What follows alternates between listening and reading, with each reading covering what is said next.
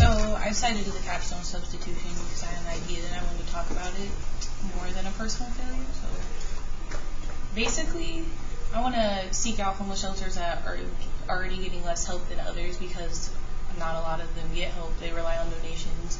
And I preferably would like to work with one that isn't religious because I'm personally not. And I know a lot of homeless people aren't.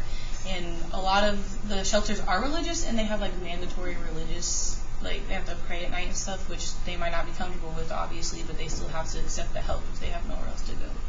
And one that accepts LGBT because that's important to me.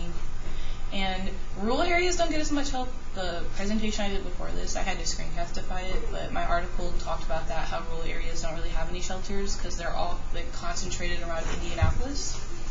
And maybe doing like a food or a clothes drive to get donations because I'd really prefer like give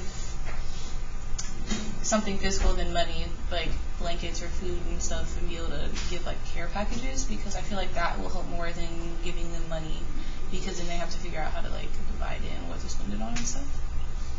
Yeah. And maybe a fundraiser. I'm not sure exactly how to go about that yet. That's something I'm kind of looking into, reading articles about, or maybe selling a product because I know people did that last year at their capstones.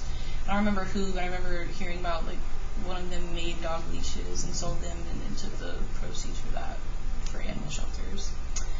And then I have a lot of family members, so I could ask them for donations, like old blankets and clothes and stuff, because I know all of their, like, I have a lot of people who have older kids now, so they might have other stuff. And, like, this is a list that has, like, all the shelters in Indianapolis. It hasn't been updated since, like, 2008, but that's the most current one I could find.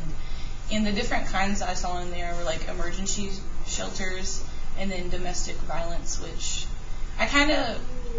The two I was looking at most were domestic violence and youth because my mom was in an abusive relationship for 7 years before she got with my stepdad. So I've like firsthand seen that and how scary it can be. So for women and children like fleeing from abusive households and going into shelters, they're in a really vulnerable position and have nowhere to go. So that would mean a lot to me to help them.